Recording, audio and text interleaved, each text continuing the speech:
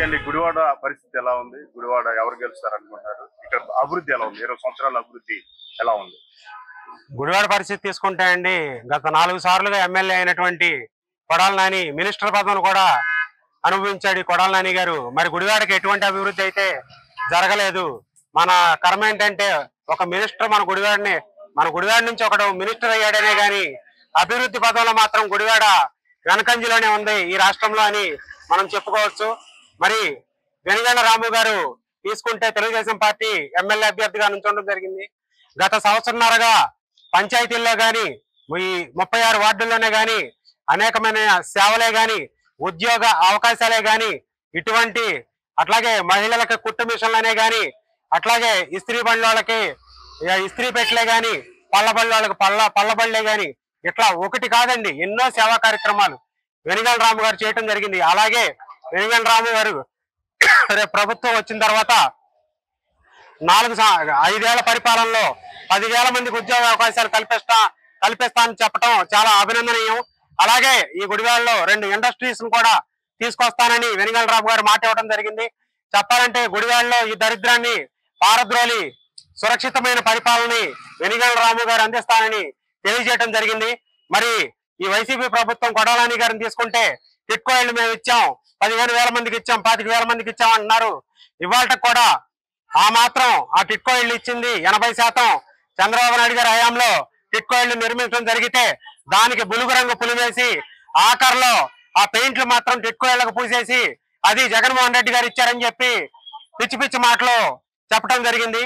మరి అభివృద్ధి పరంగా చూసుకున్న రోడ్లు తీసుకుంటే మన రాష్ట్రంలో ఎక్కడా లేనంత ఆల్రెడీ రాష్ట్రంలో రోడ్లన్నీ దరిద్రంగానే ఉన్నాయి. అలాగే రాష్ట్రంలో రోడ్ల సంగతి పక్కన పెడితే మన గుడివాడ రోడ్లు తీసుకున్నట్లయితే కనీసం మన ఎమ్మెల్యే మన మినిస్టర్ గారి ఇంటి చుట్టూ కూడా రోడ్లు వేసుకోలేనటువంటి పరిస్థితిలో ఉంది. ఇక గుడివాడ నుంచి మనకి ఏ అవసరం వచ్చినా గుడివాడ నుంచి విజయవాడ వెళ్ళాలంటే ఎటు పక్క రోడ్డు తీసుకున్నా కానీ అధ్వానంగా ఉంది. విజయవాడ వెళ్ళాలంటే ఎన్నో యాక్సిడెంట్లు జరుగుతున్నాయి. మన ముఖ్య పట్టణం అయిన విజయవాడ వెళ్ళాలంటే ఎటు పక్క తీసుకున్నా కానీ రోడ్డు సరిగ్గా లేక ఎంతో మంది యాక్సిడెంట్లు అయ్యి బస్సులు అయితే బోధుల్లో పడిపోయి ప్రాణాలను కూడా కోల్పోవడం జరుగుతుంది.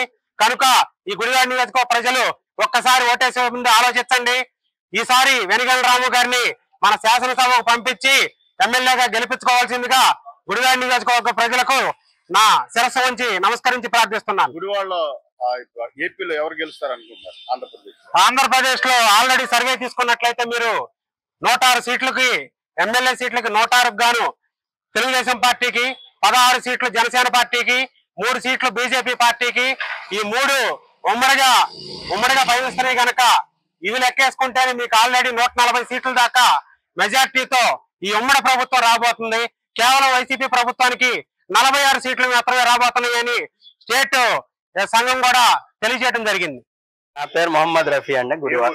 గుడివాడ 20 సంవత్సరాలు గెలిచిన నాని గురించి మీ అభిప్రాయం ఏంటి?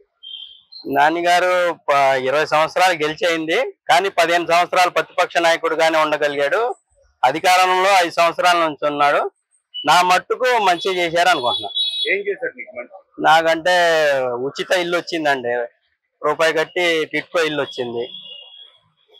ప్లస్ నేను టాటా మ్యాజిక్ డ్రైవర్ని, నాకు 5 సంవత్సరాల నుంచి 10 ఏళ్ళు చొప్పున 50,000 రూపాయలు వచ్చింది. గుడివాడ అభివృద్ధి చెందిందా?